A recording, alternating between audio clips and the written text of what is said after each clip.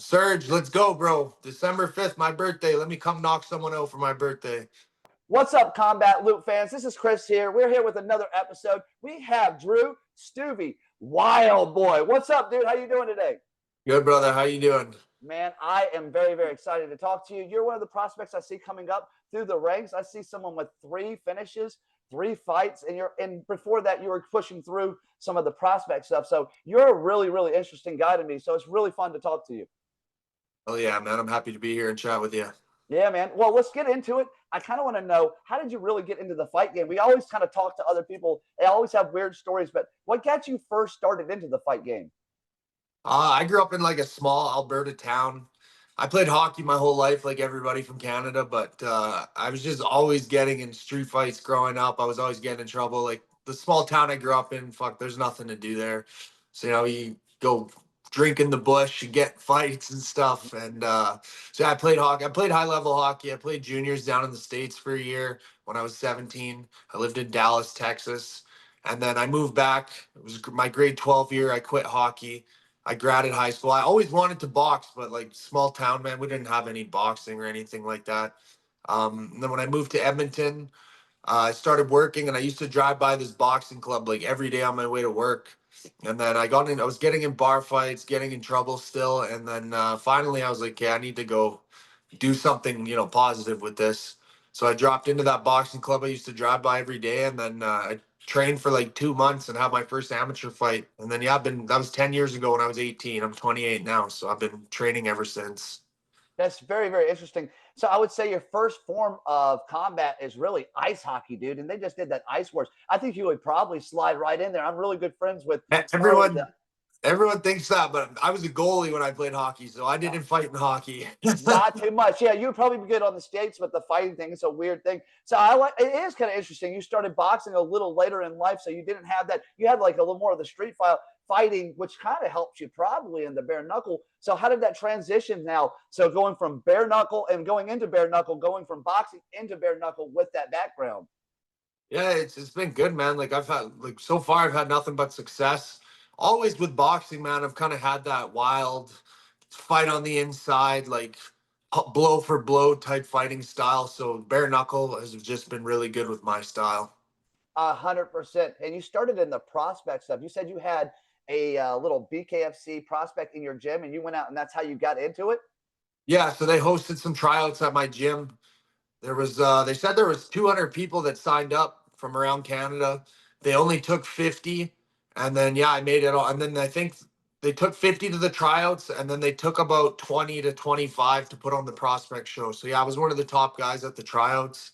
I got on the first prospect show. I won, and then they actually gave me the main event on the second prospect show. Had a really good fight when I fought Sonny Smith. It was a war.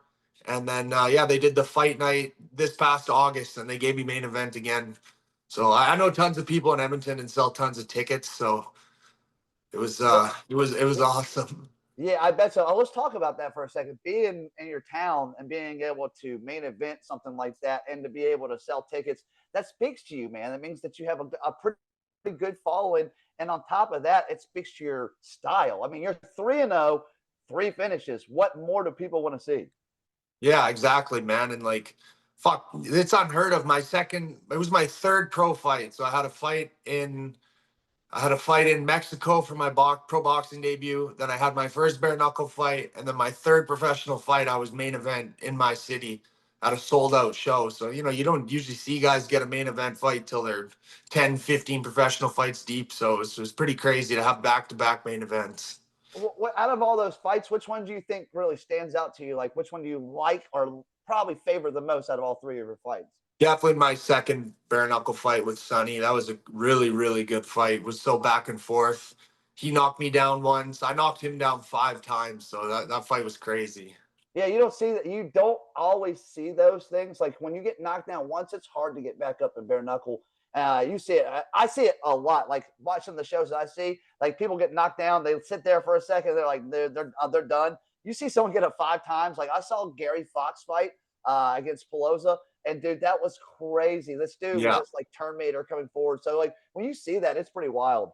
That's either something you have or you don't. Like even you see lots of boxers specifically, come over to bare knuckle, they get hit a couple times and they're like, no, man, like this ain't for me. Like getting hit bare knuckle is so much different than getting hit with a glove. No, you see them teeth come out of your mouth, and they're like, "Nope, I'm done with it." You saw Luke Rockhold was it in particular? You saw him come over and try to do it. You're like, "This pretty boy is not going to last very long doing this kind of stuff." Well, hey, let's talk about Canada, dude. Canada used to not really be a hot spot. George St. Pierre really set Canada on fire, and it kind of went wild. Tell me about the scene that's going on up in Canada. Yeah, man. I mean, it's always getting bigger here. The combat sports is just getting bigger everywhere.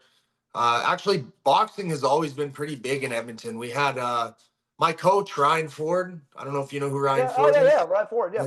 Yeah. He went pretty far in boxing. He went far in MMA too. He fought in Bellator, but his dad Al Ford used to be a professional boxer. But he has like 80 or 90 professional fights. He's fought some big names like Boom Boom Mancini. Like this is back in like the 70s, 80s, I believe. Yeah. And then we also had Scotty Olson out of Edmonton. He used to be a WBA world champion. And then we had what's his name? Kenny Lacusta. I'm pretty sure he fought George Foreman back in the day too. He's also out of Edmonton. So there's always been a huge boxing scene in Edmonton. Yeah, I think more like MMA because it's like that's when I started seeing like the huge thing. Because, like I said, I started in like mixed martial arts with the UFC and George St. Pierre. I know it like lit that thing where it just blew everything up. You guys have always had some pretty good boxers out of there. I was just thinking of like the huge scene as like it came about that way. Now, how did you transition? Like, how had that transition been from like boxing? I don't know. Some people say it's been really easy transition from boxing to bare knuckle. Some people say that MMA is a lot harder. How's it been for you being a boxer? Yeah, man, it's been like it's boxing, right? Like I got good footwork, fast hands, good head movement. That all comes from boxing. So it's been a pretty easy transition for me. The training has changed a little bit, like we do the clinch work and stuff, but like I haven't really had to use any of it in any of my fights, so it's gone really well for me. Yeah. Now, being up in Canada, give me like a full training camp. Like, what's a day, a walkthrough when you do a training camp? Because I know the training camps for your boxing, you said, is a little different. What's a one for a bare knuckle? It's pretty similar to my boxing training camps. Just a lot, all my bag work, man. I don't even wear boxing gloves when I hit the bag and stuff. I either go bare knuckle or I just wrap my wrists, or I use these. They look like oven mitts. They're called bag gloves, so they have no padding. So you just get used to feeling like, hitting something with your knuckles and not having that padding. And then like the training, we still do all our regular boxing training, but then we also do a lot of like I said, clinch work. So, we'll do our regular boxing training. Then once we're dead tired at the end, then our coach will make us, fight in the clinch for 4 or 5 rounds, just really get you exhausted. That's awesome. Yeah, the clinches, I think, is a secret weapon in bare knuckle boxing. I think you see it if you can't get them standing up, then you see the clinch. And some of the best like bare knuckle boxers get messed up with clinch work. It's kind of wild to see. Tell me some of your favorite past, present, or kind of the guys that are coming up, fighters that you look up to, or you like to resemble, or you fight after. You talking boxing or BKFC Boxing, or just boxing, or whatever you want, dude. I like to hear what you like. I like to hear what everybody else's favorite boxers are, the favorite fighters that they grew up watching. since I started boxing and started really watching it, my favorite's always been Canelo. He's Yeah, just I such understand a that one. such a clean style. He's so good. Just does everything so perfectly.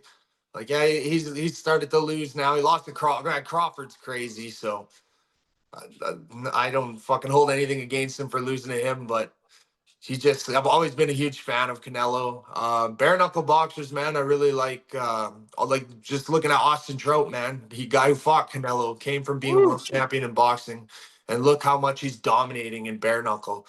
And it just shows that boxing really gives you a step ahead. Like yeah, the fighting in the clinch is tough, but like if you're a guy like Austin Trout who has good footwork and can get away, like you stay out of the clinch, right?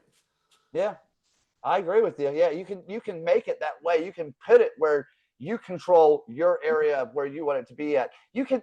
I watched this last one where this guy was just bulldozing and grabbing, and there's ways that you can do different things, but the ref winded up taking a point from him, and it winds up being a real dirty thing, and he actually winded up getting caught. So so you have anything lined up, man? I want to see you fight again. Would you have anything lined up? Are you shooting for any? Is there any names out there that you're looking to fight? I've been trying, man. Zeb Vincent, he called me out after my last fight. And then he's been calling me out on Instagram. So I was trying to get them to make the fight. Me and him, that would have been a good fight. You know, he was a top contender. He was in the top 10 like recently, and like I think I could beat him for sure. Well, what do you But have anything to say to Zeb then? If that's what you want, what do you have to say to Zeb? If he's calling you out, bro, do you have anything you want to say to Zeb? I mean, nothing against Zeb. Me and him have already chatted. He's tried to get them to make the fight. He's down. I'm down. They just, for whatever reason, they don't want to make that fight. I heard he's fighting in Cali coming up. On the We're 15th? both of us, me and him, were both pushing for the fight to be against me, and for whatever reason, they don't want to make that fight. So I don't know Well, hey, why. we'll go I'm out and not find you sure. one, man. We got to get you one. I want to get you back in that ring. I want to see that 4-0, dude. Yeah, man, me too. Like, I don't know what else I got to do. Like, I sell tickets here. Fuck, I made them a lot of money coming here. I fucking won all my fights, man. None of my fights have gone halfway past the second round. I'm not really sure what else I need to do, but Uh, I'm doing it's everything I coming. can. So, yeah, Hey, I know it's coming. That's why I don't worry too much. You know, I got a good yeah. relationship with Chris Lytle. I know Chris is always pushing to get me back in there. And I just talked to that Surge. Sir, yeah, Little little Surge. Surge. Yeah. Yeah. I'm trying. I talked to him because he does the matchmaking in Florida, and the next Florida card is on my birthday. December 5th is my birthday, and I told him, man, there's nothing I love more than to fight on my birthday. That's a great birthday gift. So Hey, little hopefully Surge, get me Dave, let's something. go, man. Let's get this guy on the card. We got to put him in there for his birthday. That would Come be on, an man. excellent birthday. That's the Well, hey, best look, dude, birthday gift a guy could ask for. 100%. Well, hey, man, let's get out some shout outs. Any shout outs to coaches, gyms, people that helped you get to where you're at? Yeah, man. Shout out to both my coaches. Parvez Gulam, he's the owner of Wolf House where I train. Shout out to Ryan Ford. He's one of our head trainers there. They've both been in my corner for all my fights. Um, just shout out to everyone at Wolf House, man. You know, all the guys I train with, Chad, Hassan, they're both Hassan's 4-0, Chad's 3-0.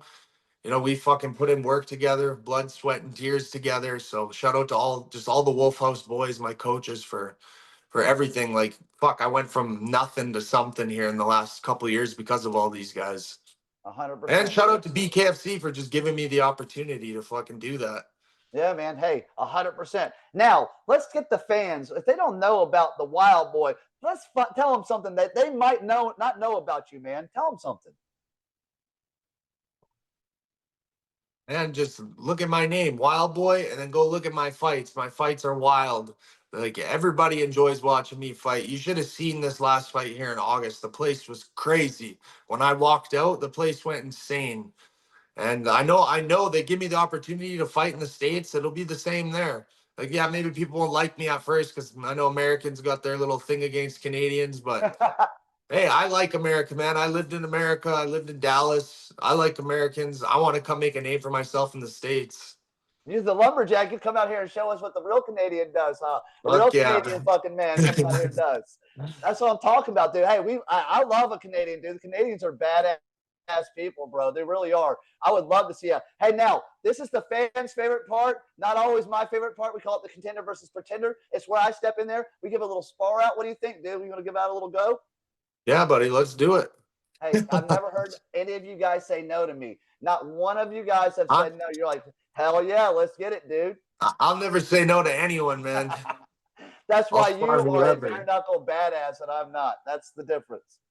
Well, Fuck dude, yeah. it's been a fucking pleasure meeting with you and talking with you. Like I said, you always have a place to stay down here in Florida. Let's push to get you on that December 5th birthday card, bro. It's been a pleasure. Like I said, you're an awesome guy. You are coming up the ranks, and it is coming for you, bro. I'm telling you. You got your Oh time yeah, now. man.